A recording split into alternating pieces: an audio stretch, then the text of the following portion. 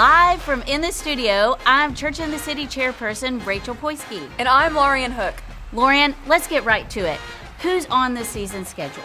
Rachel, Pastor Alf just released the schedule, and it's a good one. We have 5 matchups, including 3 we haven't seen before, with projects both at MDPC and off campus. It's going to take our team all over the city. Lorian, that's fantastic. Let's go to one of our coaches for Rebuilding Together Houston, Dave Steen. He's going to review some key plays. Dave, what can you tell us about the game plan for Church in the City? We have a full weekend of opportunities with events on both Saturday and Sunday. The players will have to tackle the Rebuilding Together Houston project with plenty of paintbrushes in their arsenal to revitalize an East Houston home. This project will take 4 different teams working shifts over 2 days. They'll need a lot of prayer, paint, and perseverance to get this job done. Rachel, Lorian? Wow, Lorian, Church in the City is going to need lots of folks working as the hands and feet of Jesus. What can you tell us about other objectives on Saturday?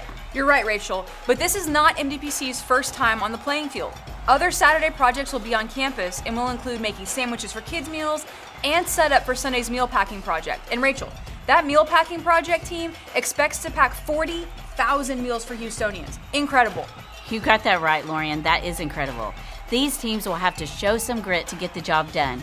Let's go to our assistant coach out on the field to review one of the away game sites, Habitat for Humanity. Rachel, in a twist on our normal game day protocol, players on the Habitat for Humanity team will report to the Habitat warehouse.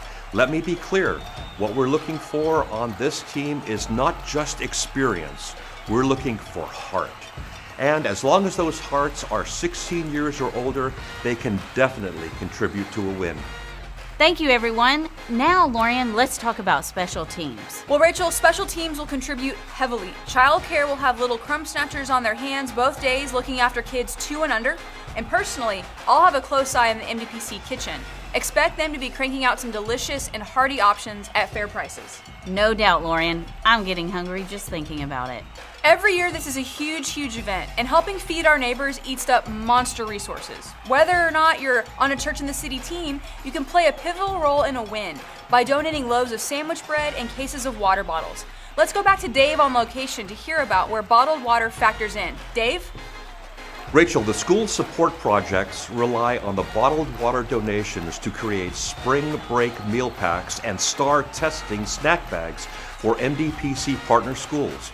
Many kids in our community would benefit from a hearty snack on state testing days, but don't have the resources at home. We're expecting to see upwards of 5,000 packs and bags assembled at Church in the City, each with a water bottle. This will be a team to watch on game day. Back to you guys. Lorian, give us some defensive plays to keep our eye on. Well, Rachel, as you know, a key defender will be the hairnet. Hats or hairnets will be required for kids' meals and meal packing projects. Gloves will most definitely be a second line of defense. Good. Now that we've got an idea of what a win will take, Lorian, who's considered a top contender for the Church in the City MVP? Well, so many people will contribute. So many Houstonians will be served. But Jesus is the one to keep your eye on for MVP. You know, Rachel, we love because he first loved us. Lorian, you are so right. Lots of excitement on the horizon. Where can we get more information prior to game day? Well, Rachel, anyone can go to CITC.mdpc.org to register and to learn more about getting involved. Recruitment is still going on and is active. We need lots more players to fill out the roster. That is so true, Lorian. Well, that's it for us. We'll see you in 2 weeks for Church in the City.